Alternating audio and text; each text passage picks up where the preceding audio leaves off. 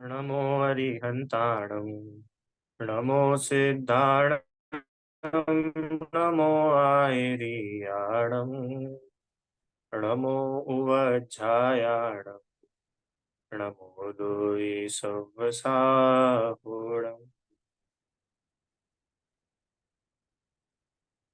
मंगलमय मंगलकरण गीत राग विज्ञान नमो ताहि जाते भई हरिहंतादि महान करि मंगल करि हो महा ग्रंथ करन को काज जाते मिले समाज सब पावे निज पद राज।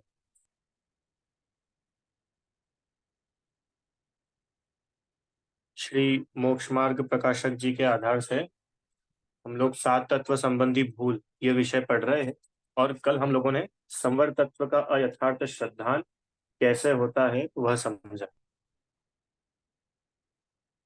किसको बोलते हैं संवर तत्व? संवर मतलब होता है आश्रव का अभाव होना, वह संवर कहलाता है। की भूल की कि आश्रव को जो यथार्थ रूप से पहचानता ही नहीं, उसको संवर का भी यथार्थ श्रद्धांत नहीं होता। तो कैसा है आश्रव? की आश्रव तो है दुख रूप, और दुख रूप आश्रव को दुख रूप नहीं मानता है। आश्रव का अभाव हो जाएगा तो ये सुखी हो जाएगा, माने संवर होगा तो ये सुखी होगा, ऐसा जीव नहीं मानता है। ऐसा हम नहीं मानते हैं। तो ये हमारी संवर तत्व संबंधी भूल है। ठीक है। और आगे क्या लिखा था कि दुखी तो है, दुखों दुख तो है आश्रव से, मोह राग द्वेष भावों से दुख है, पर उन मोह राग द्वेष भावों को दूर करने का उपाय नहीं करता। मतलब आश्रव का संवर तो नहीं करता। और जो अन्य पदार्थ है जिनसे इसके सुख दुख का सीधा संबंध नहीं है, उन पदार्थों को दुखदायक मानता है और उन्हीं के नहीं होने का उपाय करता है। पर वो तो इसके अंडर नहीं है, वो इसके अधीन नहीं है, वृथा ही खेद खिन्न होता है। ये कल अपन ने संवर तत्व संबंधी अयथार्थ श्रद्धांत कैसे होता है ये समझा था। आप लोगों को कोई प्रश्न है यहाँ तक? समझ में आया था ना विषय? चलिए, अब अगला निर्जरा। कौन सा तत्व है अगला? निर्जरा तत्व। निर्जरा तत्व संबंधी भूल क्या है देखो। हम्म, तथा बंध का एक देश अभाव होना वह निर्जरा है। देखो ऊपर वाली में क्या लिखा था? आश्रव का अभाव वो संवर, और बंध का एक देश अभाव वो निर्जरा। एक देश अभाव मतलब कि निर्जरा में पार्शियल कर्म जाते हैं, एक देश ही तो कर्मों का क्षय होता है ना। पूर्ण रूप से कर्मों का अभाव हो जाना वो तो मोक्ष है। तो निर्जरा किसको बोला? बंध का एक देश अभाव, माने जो बंधे हुए कर्म थे वो कर्मों का एक देश अभाव। मान के चलो मेरी आत्मा से 1000 कर्म बंधे हुए हैं, है ना, और उसमें से 50 कर्म चले गए, तो ये क्या हुआ? कर्मों का एक देश अभाव। अभी भी 950 कर्म तो है, पर वो 50 कर्म चले गए। तो अभी ये निर्जरा है। और मोक्ष किसको बोलेंगे? कि भैया वो पूरे 1000 के 1000 कर्म जो थे सबके सब गायब, सब नष्ट हो गए। तो बंध का एक देश अभाव होना वह निर्जरा कहलाता है। जो बंध को यथार्थ नहीं पहचाने उसे निर्जरा का यथार्थ श्रद्धांत कैसे हो? देखो सेम लाइन ऊपर लिखी थी, क्यों? क्योंकि वो उससे रिलेटेड है ना। आश्रव तत्व संवर से रिलेटेड है, और बंध और निर्जरा ये आपस में रिलेटेड है। क्योंकि आश्रव के नहीं होने का नाम संवर है, और एक देश अभाव होना बंध का, यही निर्जरा है। तो अगर उसको आश्रव तत्व की क्लैरिटी नहीं है तो उसको संवर तत्व की क्लैरिटी कैसे बनेगी? ऐसे ही किसी जीव को बंध तत्व की क्लैरिटी नहीं है तो उसको निर्जरा तत्व की क्लैरिटी कैसे बनेगी? बंध तत्व का क्या अयथार्थ श्रद्धांत था? पढ़ा था ना अपन ने कि ये कर्म जीव ने ही बांधे हैं, और वो कर्मों का उदय इसको आता है, और अपने बांधे हुए कर्मों के उदय से ज्ञान कम होता है अधिक होता है। ये आठों कर्मों का देखा था। तो इन सारे कामों के होने में मूल कारण तो कर्म है। और कर्म को मूल कारण नहीं मानता है तथा उन कार्यों का कर्ता वह स्वयं हो जाता है। लिखा है ना, दिख रहा है आप लोगों को? ये बंध तत्व की भूल थी। माने जो कर्म इसने बांधे थे उन कर्मों का स्वभाव नहीं पहचानता, और कर्मोदय से होने वाले कार्यों का दोष या तो खुद के माथे लेता है या दूसरों के माथे डाल देता है। और जब खुद पर ना डाल सके, दूसरों पर ना डाल सके, तो मूढ़ होकर भवितव्य को मानता है। भवितव्य को मानता है मतलब कि अब देखो भाई, ऊपर वाले ने तो ऐसा ही देखा था, अपन भी क्या कर सकते हैं, जो ऊपर वाले ने चाहा वो ही हुआ। तो ये बंध तत्व की भूल थी। अब यहाँ पर क्या बताया कि जिस जीव को बंध तत्व की भूल है उसको निर्जरा तत्व की भी भूल है। क्यों? क्योंकि बंध के अभाव होने का ही नाम तो निर्जरा है। उसने बंध तत्व में ही भूल बिठा रखी है, तो निर्जरा में कैसे भूल हुई? देखो, जैसे भक्षण किए हुए विष आदि से दुख का होना न जाने, तो उसे नष्ट करने के उपाय को कैसे भला जाने? वापस, भक्षण किए हुए विष आदि से दुख का होना न जाने। जहर देखा है आप लोगों ने? नहीं देखा? नहीं देखा? अरे देखा होगा। वो पॉइजन वाला नहीं जो मूवीज में बताते हैं, पर कितने ही अपने घरों में ही होता है जहर। सर वो देखा है आप लोगों ने? थर्मामीटर, उसके अंदर पारा रहता है, पारा। आजकल तो डिजिटल आता है, वो पारे वाला आता था पहले। तो वो क्या था? वो जहर ही तो था। वो पारा अगर कोई खा ले मर जाए। समझ में आया ना? और भी होता है। आप लोग ये जो गेहूं वगैरह जो स्टोर करके रखते हैं उसमें गोलियां डालते हैं कि वो खराब नहीं हो जाए, तो वो गोली क्या है? वो जहर ही तो है ना? तो देखा है आपने।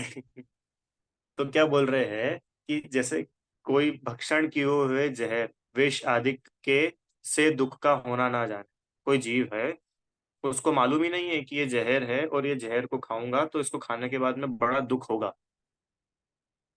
तो उसे नष्ट करने के उपाय को भला कैसे जानेगा? अब उसको पता ही नहीं है कि इसको खाने पर दुख होता है, तो अब वो जो दुख है उस दुख को नष्ट करने का उपाय कैसे करेगा?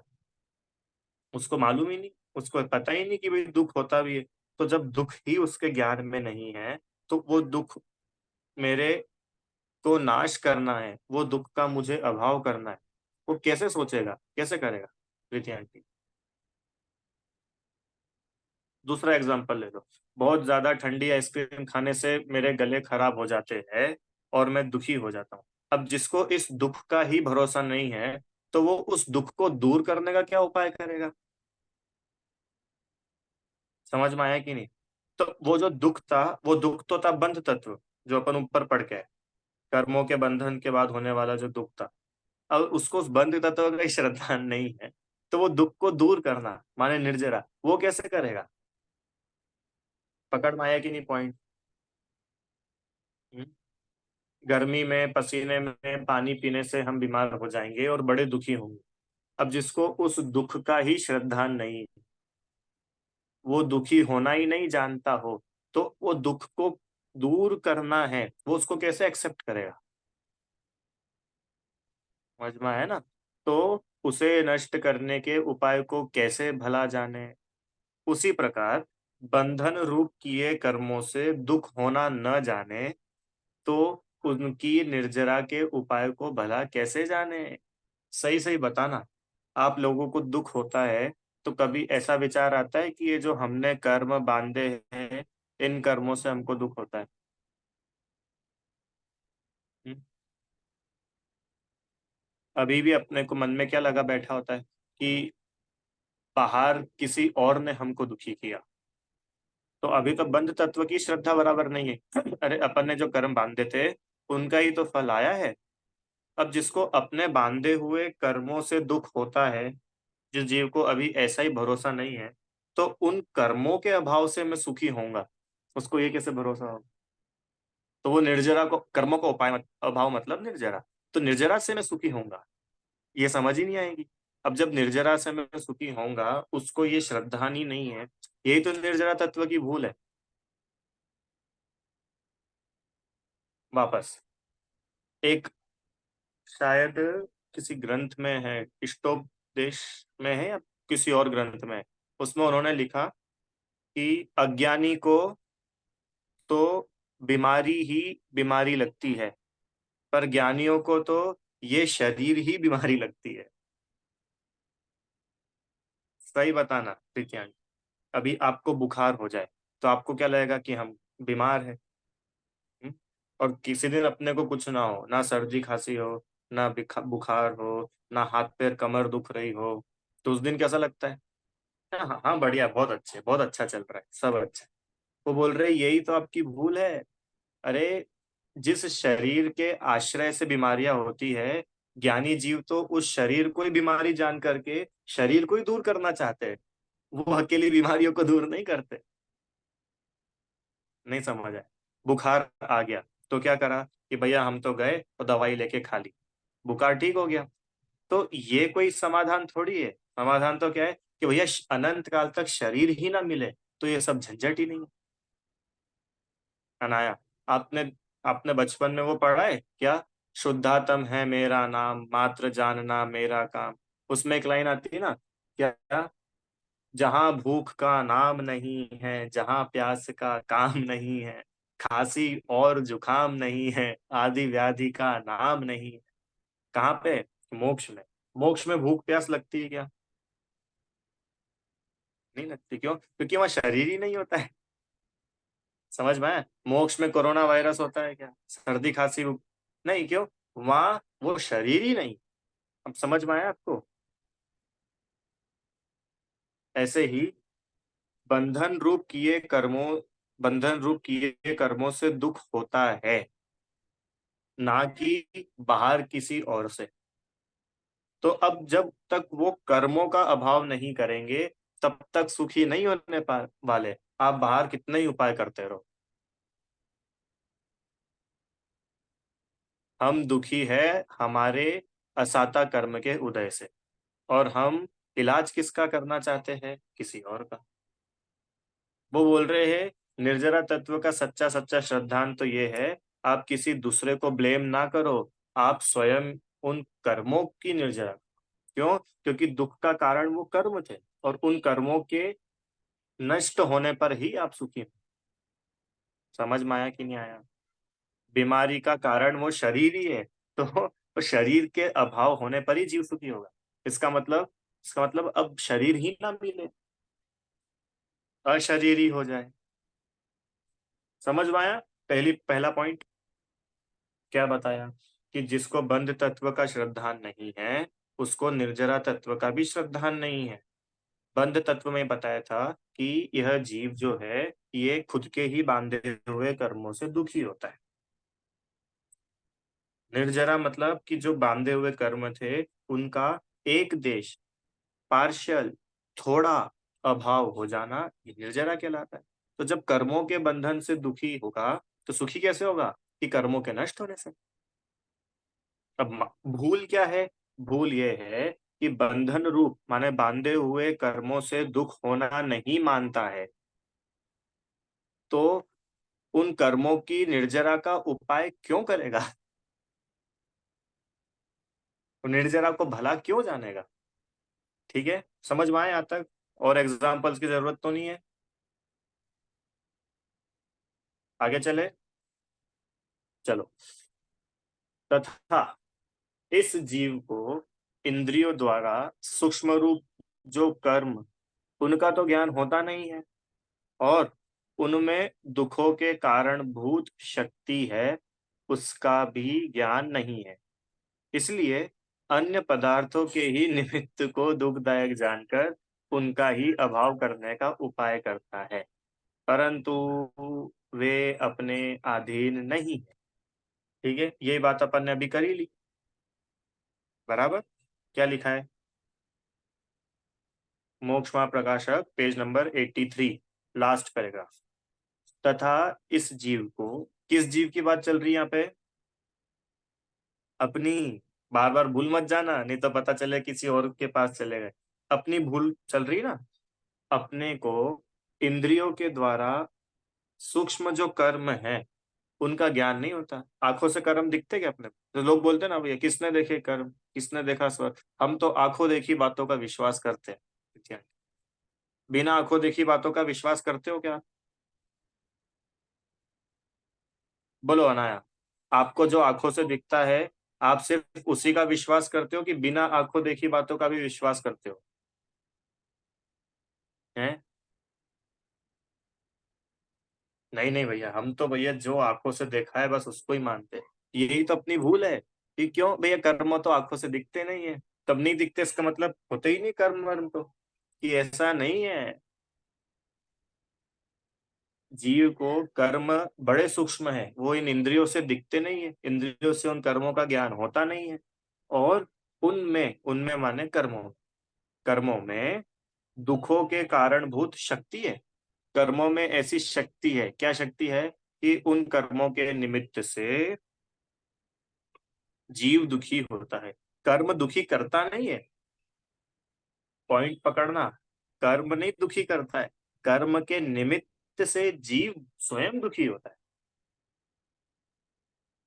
ठीक है। ये तो कोई बोले कि ये कर्म ही जब दुखी कर रहा है, तो फिर तो अपना कोई रोल ही नहीं बचा, अपने सुख दुख की चाबी किसके हाथ में चली गई, ये कर्मों के हाथ में चली गई। तो बोल रहे कि नहीं, कर्म में तो हमको दुखी करने की कारणभूत, निमित्तभूत शक्ति है। जय श्री आंटी। कर्म अपने को दुखी नहीं करता, कर्मों की वजह से अपन संसार में भटक रहे हैं। ऐसा है क्या कि नहीं, हम स्वयं मोह राग द्वेष करते हैं, हम स्वयं उन कर्मों रूप परिणमित होते हैं, तो हम दुखी होते हैं। पर निमित्त भूत कारण तो है, कर्म के होने से जीव दुखी होता है। सही बात है। तो लिख रहे हैं कि उनमें न कर्मों में दुखों के कारणभूत शक्ति है, उसका भी इसको ज्ञान नहीं है। अरे, अभी तो अपने को कर्मों का ही भरोसा नहीं है। अभी अपने को पता है दुखी करने वाले कौन लगते हैं? दुखी करने वाली लगती है बाहर की सिचुएशंस, बाहर की दुनिया। हम्म। बीजेपी की वजह से बड़े दुखी हो गए, कोई कांग्रेस की वजह से दुखी हो जाते हैं, या कोई।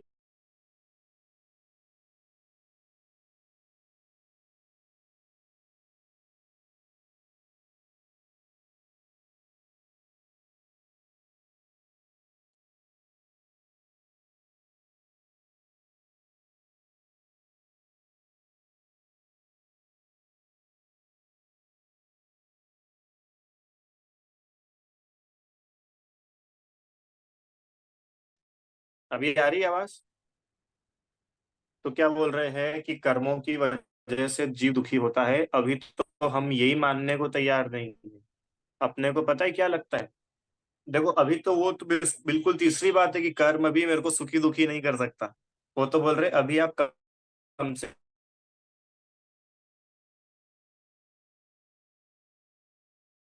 कम इतना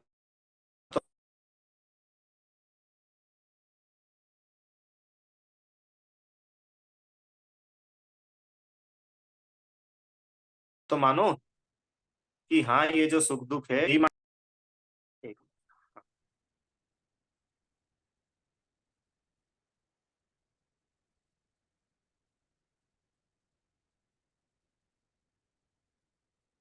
आवाज आ रही है?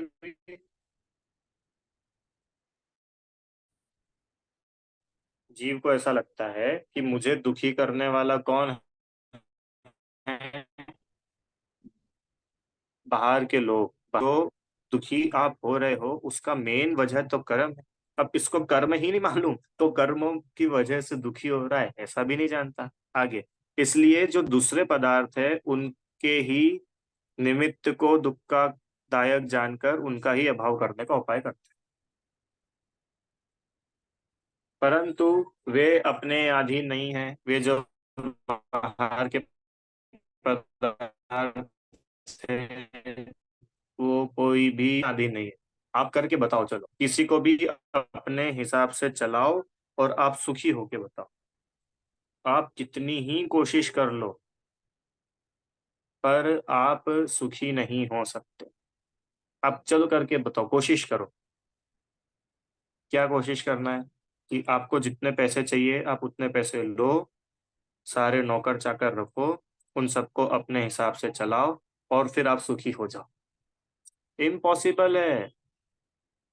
क्यों? क्योंकि अन्य द्रव्य को हम अपने हिसाब से चला ही नहीं सकते। वो अपने अधीन ही नहीं है। अब जब वो हमारे अधीन है ही नहीं, तो फिर हम उनमें क्यों कुछ उपाय करते हैं कि वो सुधर जाए तो मैं सुखी हो जाऊं, उनको दूर कर दूंगा तो मैं सुखी हो जाऊंगा। वो बोल रहे कि उनको दूर नहीं करना है, क्योंकि वो तो अपने दुख का कारण है ही नहीं। अपने दुख का कारण तो वो कर्म है। तो उन कर्मों को दूर करो। समझ में आया कि नहीं आया? बड़ी काम की बातें है ये। आगे। तथा, कदाचित, कदाचित मतलब हाउ एवर, कदाचित दुख दूर करने के निमित्त कोई इष्ट संयोग आदि कार्य बनता है, तो वह भी कर्म के अनुसार ही बनता है। और बोल रहे हैं कि नहीं भैया, हमको तो ऐसा एक्सपीरियंस है। क्या एक्सपीरियंस है?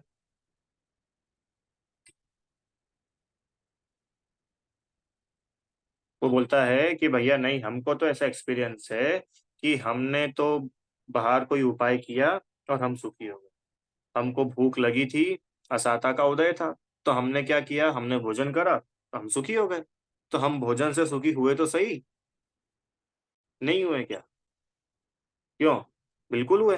बोल रहे कि नहीं, अगर वो दुख दूर करने में कोई इष्ट पदार्थ का संयोग बना ना, वो दुख दूर करने में अगर तुमको भोजन मिला ना, तो वो भोजन भी कर्म के अनुसार ही मिला।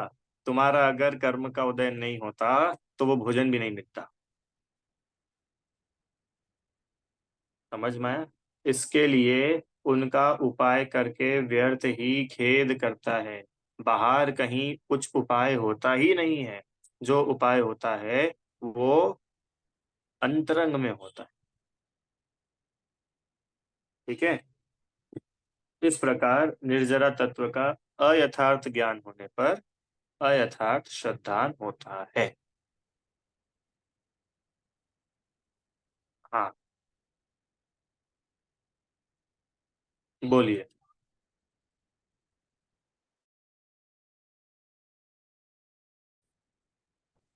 और एक जगह बोला जा रहा है कि कर्म के नीचे हम कर सकते हैं कर्मों। आपकी आवाज, एक मिनट, आपकी आवाज ब्रेक हो गई थी, वापस बोलिए। एक जगह तो बोल रहे हैं कि कर्म हमारे अधीन नहीं है, और एक जगह बोल रहे हैं कि कर्म को हम कर्म के बंधन से हम छूट सकते हैं, इसके हम निर्जरा कर सकते हैं। तो ये हमारे अधीन ही नहीं है, तो हमें इसकी निर्जरा और बंध मतलब वो थोड़ा रिलेशन समझ नहीं आ रहा है। ठीक है। देखो, अपने अधीन नहीं है, यहाँ पे किनकी बात चल रही है? जो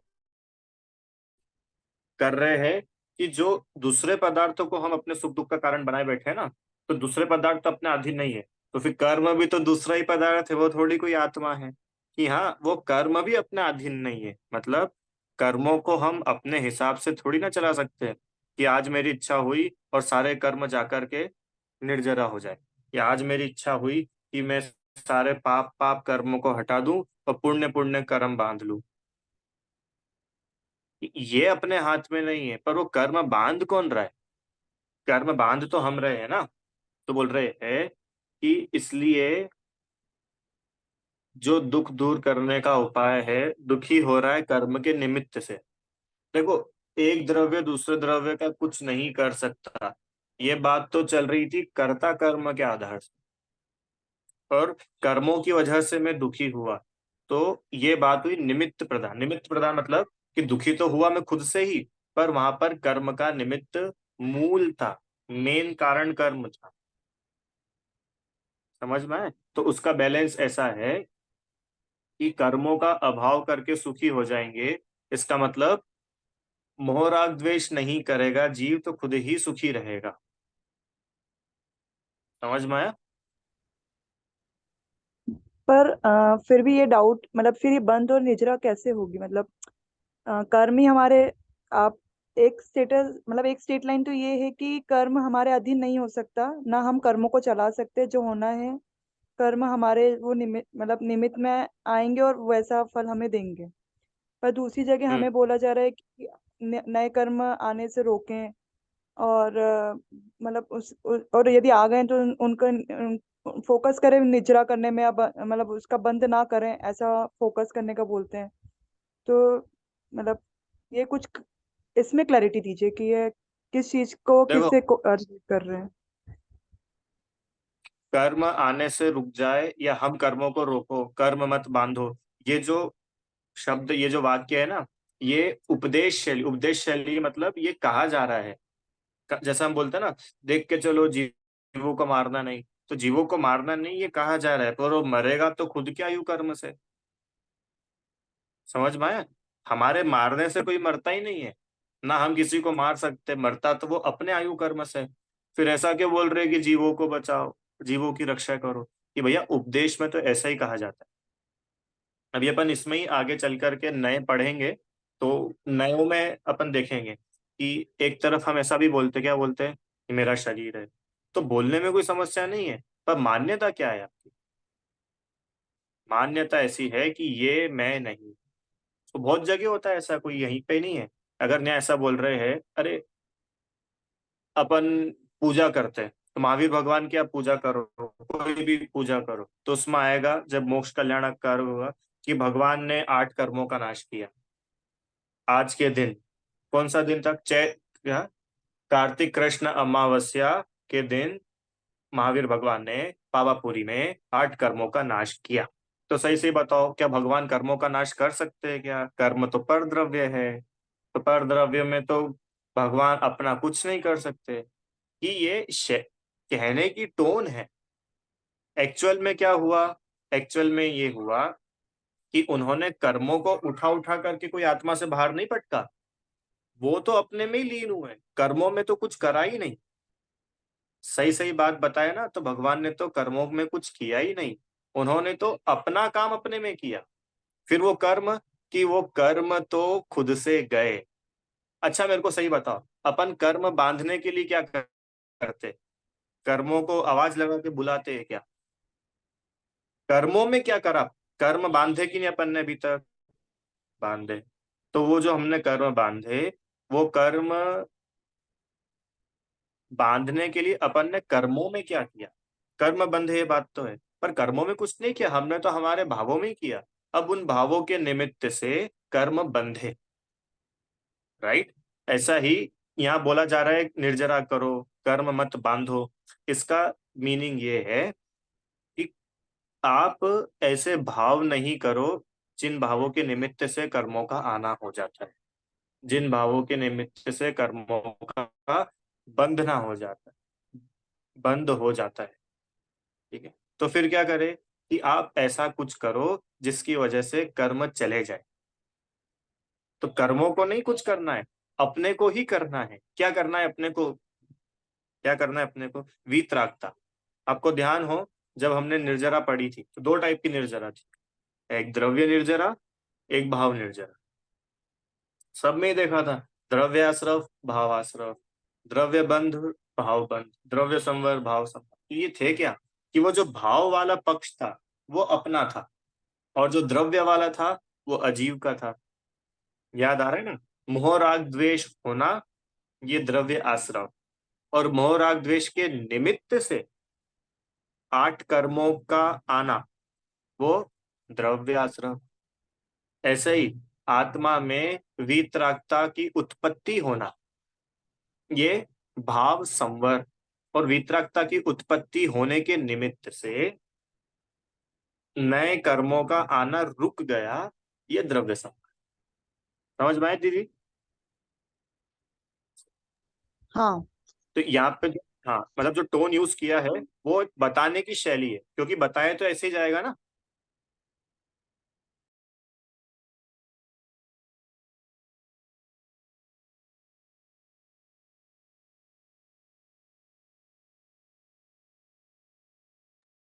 चरणानुयोग जो है वो इसी टोन में लिखा गया है। तो उसका अर्थ क्या है कि भैया लिखा तो ऐसा जाएगा, उपदेश तो ऐसे ही दिया जाएगा, पर अपने को ग्रहण क्या करना है? कि जो है वो ग्रहण करना।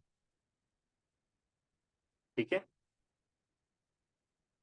बहुत जगह आता है ऐसा, भगवान ने उपदेश दिया, तो उपदेश दिया, भगवान कैसे उपदेश दे सकते हैं? आत्मा बोल सकता है क्या? नहीं। वो जो वचन का कार्य है, वचन तो पुद्गल है? ये उपदेश की शैली है, ये व्यवहार नय के कथन है। आदिनाथ भगवान 500 धनुष के थे, तो क्या आत्मा की कोई हाइट होती है क्या? आदिनाथ भगवान का रंग कैसा था? गोल्डन। गोल्डन था ना उनका, स्वर्ण वर्ण वाले थे। पार्शनाथ भगवान सांवले वर्ण के थे, नेमिनाथ भगवान थोड़े। तो क्या था वो, क्या शरीर के हिसाब से उनका कहा जाए। ठीक है, ये नए अपन पढ़ेंगे ना तब और क्लियर होगा विषय अच्छे से। इसके लिए उनका उपाय करके वृथा ही, फोकट में ही ये जीव खेद करता है। क्यों? क्योंकि भैया आप जहां पर उपाय कर रहे हो वो जगह है ही नहीं। अरे यहाँ पर पानी है ही नहीं, अब तुम खोदे जा रहे हो, खोदे जा रहे हो और बोल रहे हो पानी नहीं निकल रहा, हम थक गए। तो वहां है ही नहीं पानी। अब तुम जितना उपाय करो, तुम फोकट में ही खेद खिन्न होगे। अब इसमें किसकी गलती है? कुल्हाड़ी की गलती है क्या? मिट्टी की गलती है क्या? जमीन की गलती है क्या? किसकी गलती है? कि हमारा ज्ञान। समझ में आया? बोलो। आपने बताया कि कोई जीव अपनी मतलब जब उसकी आयु पूरी हो जाती है तभी वो हम्म, मरता है। जैसे कोई चींटी अपने पैर के नीचे आ गई तो उसमें अपना पाप अपन को क्यों पाप लगता है? अपने को इसलिए पाप लगता है क्योंकि हमारे मन में उसको बचाने का भाव ही नहीं था। अपने अंदर प्रमाद था, उसकी रक्षा का भाव नहीं था, तो अपने को जो पाप लगा वो उसके मरने का नहीं लगा, उसकी रक्षा का भाव नहीं था, उसका पाप लगा। समझ में आया? अपन ने जब पांच पाप पढ़े थे, जब देखा था ना कि मान लो किसी व्यक्ति ने यहाँ से तीर चलाया और वो जिसको मारना चाह रहा था उसको वो तीर लगा ही नहीं, वो साइड से निकल गया। तो बताओ उसको पाप पड़ेगा कि नहीं पड़ेगा? पड़ेगा। पर वो सामने वाला तो मरा ही नहीं, कि उसके मरने नहीं मरने की बात नहीं है, तुमने तो उसको मारने का भाव किया ना, तो तुमको तो पाप पड़ेगा। ऐसे ही अपन ने किसी जीव को बचाना चाह रहे थे और अपने बचाने पर भी वो मर गया, तो बताओ अब अपने को पुण्य लगेगा कि नहीं लगेगा? पर वो तो बचा ही नहीं, कि भले ही ना बचा हो, अपन ने भाव किए थे ना बचाने के, अपने को तो अपने भावों का फल मिलेगा। वो चाहे मर रहा हो चाहे जी रहा हो, वो उसका आयु कर्म। समझ में आया? इस प्रकार निर्जरा तत्व का अयथार्थ ज्ञान होने पर अयथार्थ श्रद्धान होता है। ठीक है, तो ये निर्जरा तत्व का अयथार्थ श्रद्धान क्या है, ये अपन ने पढ़ा। ये पता है अग्रहित है, अग्रहित है मतलब ये अनादिकाल से ये भूल चली आ रही है। अभी अपन लोग जब छह ढाला पढ़ेंगे कभी, तो उसमें ग्रहित बताएंगे कि निर्जरा क्या होती है, तपस्या करना निर्जरा होती है। तो बताएंगे वहां पे कि इसको तपस्या ही अच्छी नहीं लगती, मतलब जिस वजह से कर्मों का नाश होता है वो तपस्या इसको अच्छी नहीं लगती है। समझ में आया? तो वो विषय अपन छह डाला में दे। अब यहाँ तक कोई प्रश्न है आपको? ये विषय आज का हो गया अपना। अब मोक्ष तत्व संबंधी भूल ये कल पढ़े।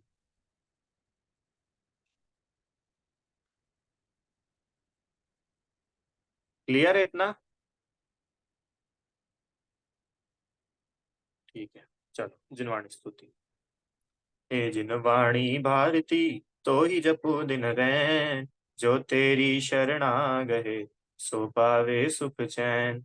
जा वाणी के ज्ञान से सूझे लोका लो, सो वाणी मस्तक नमो सदा देत हूँ तो।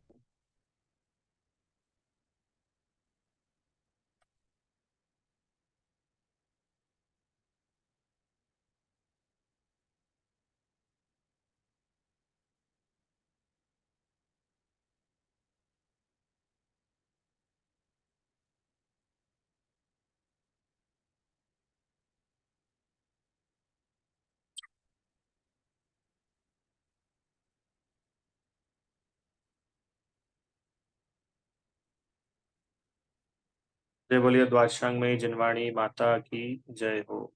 महान जैन धर्म की जय। जय जिनेन्द्र।